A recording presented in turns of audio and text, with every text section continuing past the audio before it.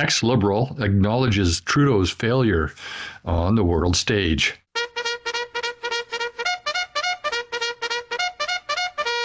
Hey y'all, welcome to my channel. I hope you're having a great day. Bill Morneau, former Liberal finance minister, attended the Democrat National Convention in Chicago last night and spoke with Vassy. He had this to say about Canada's defense spending. You were in politics for a number of years. What has happened over the last 4 weeks is something pretty fascinating for many of us sort of political junkies as it gets. What has been your perception from the outside about, it's exactly 1 month, I think, the 21st of August is when Joe Biden stepped aside. Like, what is your, or 21st of July, pardon me, what is your perception of how that has unfolded and how unique it is? Well, it's pretty unbelievable. I mean, we can all think back to where we were not that many weeks ago and find this just incredible. You can watch and see how much energy there is. But that said, I think it's really important to recognize that this is a very close election, that we, by no stretch of the imagination, have a sense of where it's going to end. There are many potential twists and turns ahead of us. And as a Canadian, I think it's really imperative that we think about how we're going to work with whoever ends up in the White House and get the relationships with both sides. You held one of the most senior cabinet portfolios you can hold during a very tumultuous time between our two countries where our economy essentially was on the line through our free trade agreement. What would you say to that question about why this matters? Well, this matters enormously because obviously we need to have a relationship with whoever is going to end up as the leader effectively of the global economy as well as the United States. So it's really critical that those relationships are formed early on, that we understand where the teams are going. We're in a different world today than we were 6 years ago. The change in terms of American protectionist policy is significant. The world is a much more challenging place than it was then. So what do we need to do now? We need to do what we did before, make sure those relationships are strong, make sure people understand the important relationship. They get it today on a day when we see the challenges with our rail system. But on top of that, we need to think about what really matters to Americans. We need to think substantively about our approach to defense. The world's more dangerous. We are not meeting up to the challenges that we need to meet up to as a country. So we need to think about that hard. That matters enormously to the United States. And there are other things. We need to think about how are we going to work with the United States on China? How aligned will we be? There are things that are substantively important to the next president of the United States. And whether it's her or him, we need to make sure that they understand that Canada is playing with them. It's interesting you bring up defense. I remember recently interviewing the ambassador at the time, David McNaughton, who said the exact same thing. It's security. Like, we are always talking about trade and we are always talking about the significance of the trading relationship. But if you're going to send a message to the state, at the state or particularly the federal level, that you're taking their interests seriously, you've got to get more serious about defense. Do you think that's a fair assessment? I mean, we've now said we're going to meet the NATO target, but do you think that there could be more of a commitment demonstrated? Well, David and I are very aligned on this point. When the United States thinks about their allies, when they think about their partners, they want to see that they're stepping forward on security issues. And so clearly that was the way it was with the Trump administration.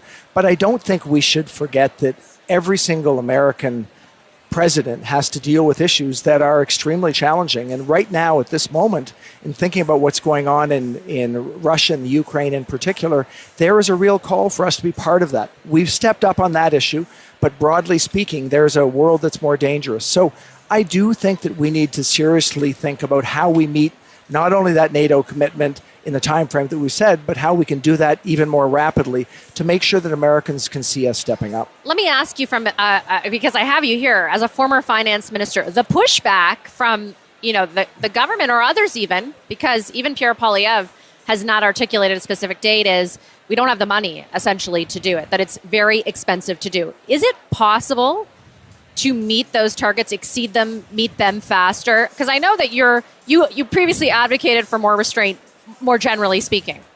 Well, I do think that it's important that we try our best to make sure that we are being very fiscally responsible. In that context, we need to make choices. Choices are difficult, but one choice that I think we have no choice but to consider is how we're going to meet up to our security responsibilities in the framework of a more difficult world. So, yes, it's expensive. Yes, it's roughly $15 billion more a year, and that's a lot of money.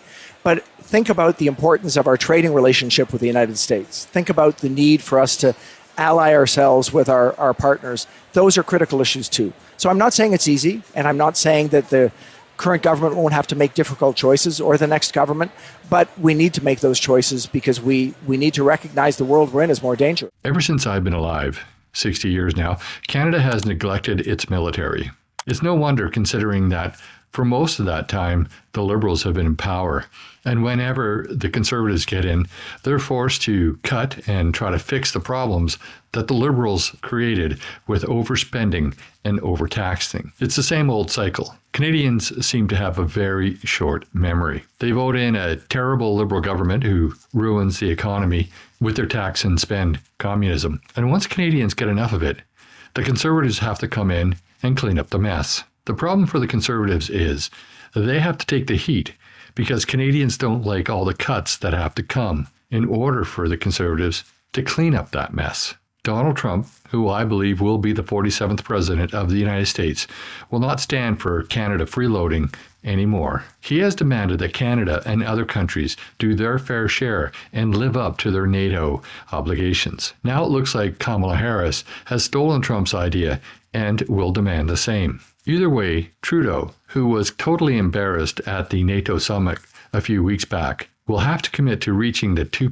GDP spending goal demanded by NATO sooner than expected. But in all likelihood, he won't. Trudeau would rather send billions of dollars to non-NATO countries to support their militaries and their wars instead of fixing our military and living up to our obligations. And he'll leave Pierre Poilievre holding the bag in 2025. And Trudeau's friend, Jagmeet Singh, the only bag he'll be holding is a shopping bag, while he complains about the high price of groceries because grocers, not his brother of course, are gouging people. With our far left politics, Canada has become the laughingstock of the world. I just hope Canadians' memories last longer this time, like 30 or 40 years or longer. But that's just my opinion. I'd love to know what you have to say. Put your comments down below. And while you're at it, please like this video, share with your friends and on social media. And if you haven't already, please subscribe to my channel. Thanks for watching, and I'll see you in the next video.